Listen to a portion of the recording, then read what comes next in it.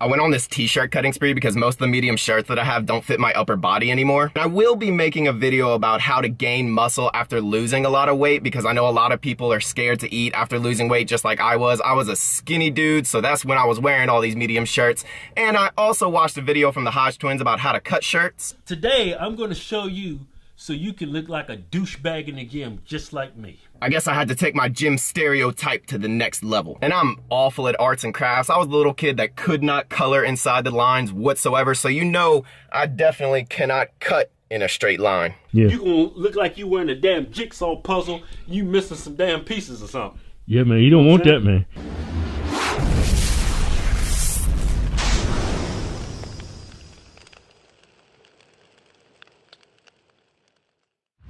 What's happening, everybody? This is going to be the last part of the beginner's gym guide. I'm so glad that I got all these videos up and out to you guys. These videos can definitely help out anyone that is trying to get into the gym and just needs an idea of workouts that they can do. So if you have not seen the beginner's gym guide, the push day, or the pull day, please go check those out before watching this video, because it's probably going to answer any question that you could have. But if you're just here to learn how to squat, that is the main thing that I will be going over in this video, is how to squat, because at my gym at least, it seems that the squat is the biggest ego lift that I see anyone come in here and do. If I actually see someone doing the squat correctly, I'm surprised, because most people that come in here barely squat down and they just load the bar up with ridiculous amounts of weight that they cannot properly do. So I'm gonna go inside and warm up, do a couple warm-up sets, and then we're just gonna jump straight into how to squat.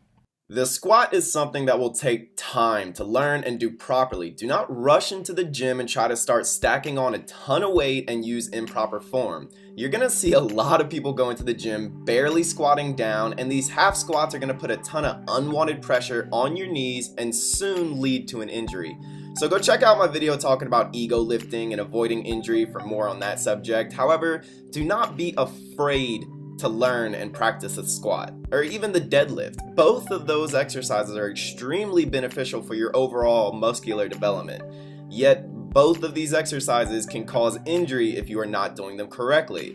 Some people avoid squatting and deadlifting because they say that their back hurts after doing the exercise, and most of the time, if your back is hurting, that's usually due to improper form. So learn form with very light weight and progress from there. And let's say that you have never really tried to squat, or you're just beginning to. I suggest do some goblet squats with a dumbbell. You know, have your chest up, back straight, weight out in front of you, drop down to where your elbows are practically touching your knees. This way you're gonna get a feel for dropping down and doing squats with some weight, and it may help you translate over to the barbell squat.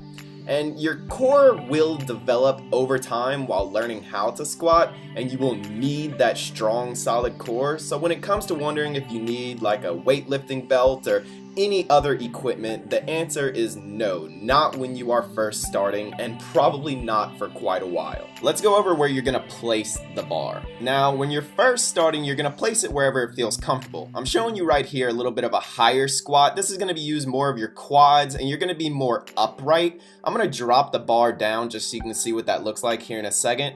But when you're first starting, you just wanna find wherever it's comfortable. I like to put it where I have it here. This is a lower bar squat.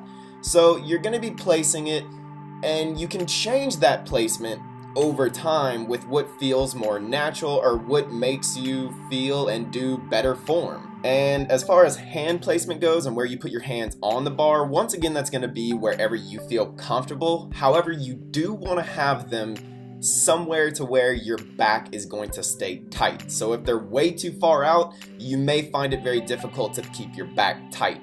Now let's go over the many mental cues that you need to be thinking about when you're learning how to do squat. There's going to be a lot of mental things and things that you're going to be thinking about, things that you're going to be saying in your head, to where you're going to say, okay, I need to stay tight, I need to take a deep breath into my stomach, I'm going to be driving through my heels, and I'm going to keep my chest up. There's going to be a lot of things that will come naturally throughout time, but when you're first starting, you may feel like there's just so much going on, but you have to get into the gym and you have to practice squatting to learn these things. So the first thing we're going to talk about is what I was talking about earlier, and that's staying tight.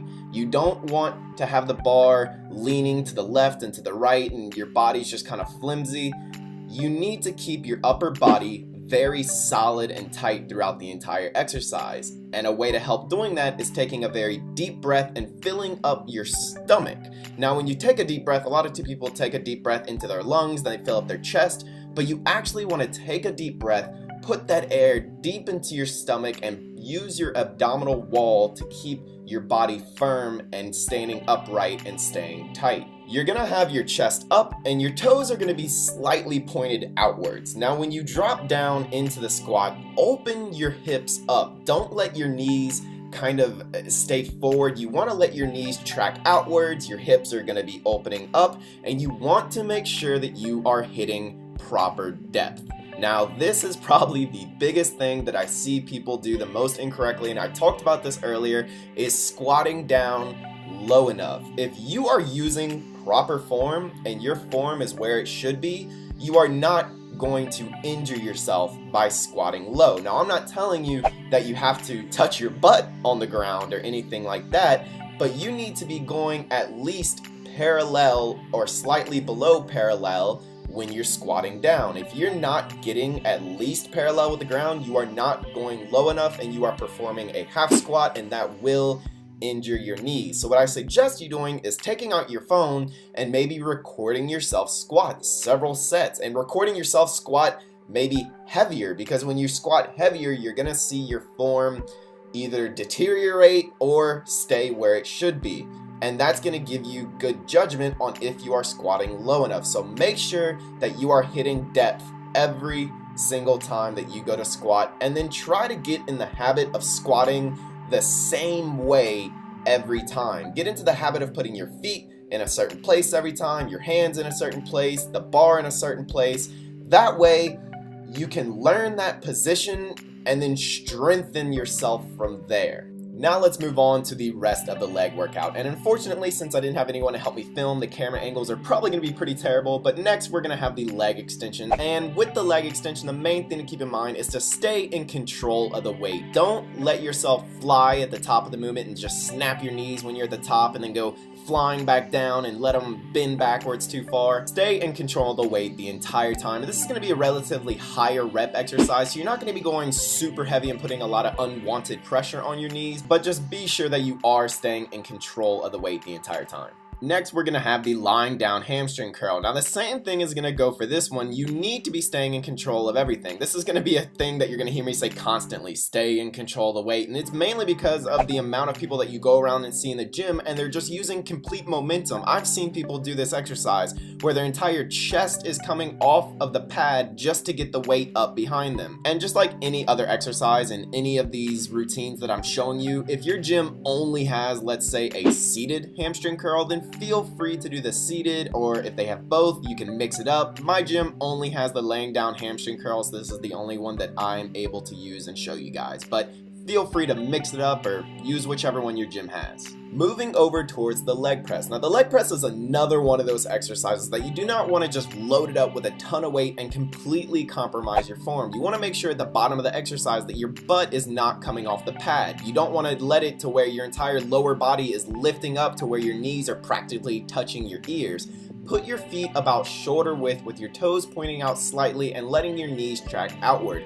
Bring it down, and then when you're going up, don't let your knees snap and lock your legs straight. You're going to be stopping right before your knees lock out. After the leg press, we have the walking lunges. Now, with the walking lunges, this is one that you want to make sure that you're stepping far enough outward. You don't want to be taking these little tiny steps, and then when you're coming up, you need to be pushing through the heel of the foot that is flat. I see a lot of people when they do this that they're pretty much leaning completely forward and they're pushing off of their toes and then falling into the next lunge.